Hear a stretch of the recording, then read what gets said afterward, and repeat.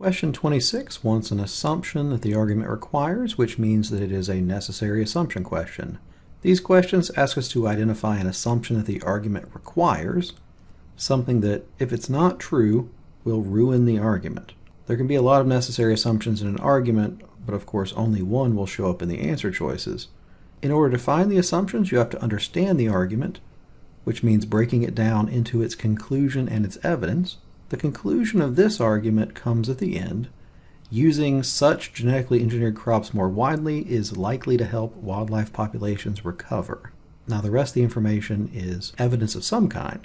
The first sentence tells us something about crops that are genetically engineered to produce toxins that enable them to resist insect pests. So those genetically engineered crops don't need to be sprayed with insecticides.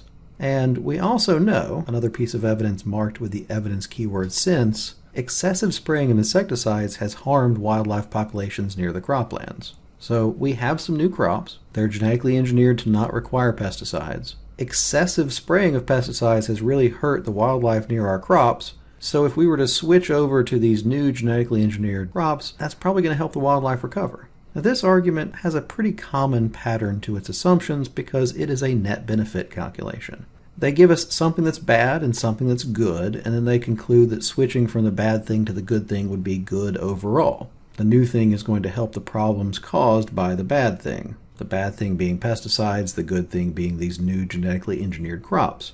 This requires assuming that there's no unstated harm or benefit that could swing our understanding. In other words, there's nothing good about the insecticides or bad about the genetic engineering that would mean that switching wouldn't be a good idea. So that's what our assumption is going to be. On balance, the genetically engineered crops are better than the pesticides. All we know is those crops don't need to be sprayed with insecticides, so we need them to be better overall in order for them to be able to fix the damage.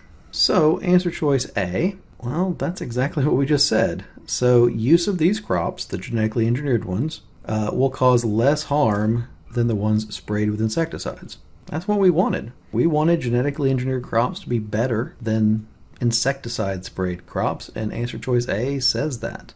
So that is our answer. What's wrong with the others?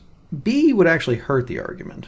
If all the wildlife needs to recover is a slight reduction in pesticides, then we have no reason to believe that switching to genetically engineered crops will be likely to fix things.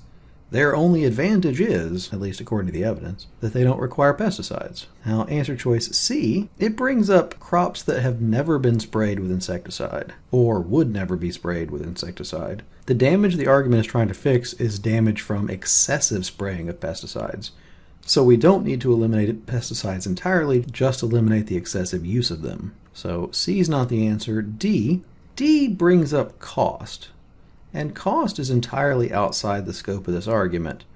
The farmer who's giving this argument is only trying to prove what's going to help the wildlife recover. They're not taking a stand on whether helping wildlife recover would be financially beneficial or not. So D, not our answer. And then answer choice E. Answer choice E goes too far. For our argument to work, we need to believe that genetically engineered crops are better than pesticides. We don't need to believe that the only advantage that they have is that they avoid pesticides. In fact, if they had other advantages, that would be good for the argument. So this answer is adding a restriction that the argument doesn't need, so it's not the answer to a necessary assumption question. The answer was answer choice A.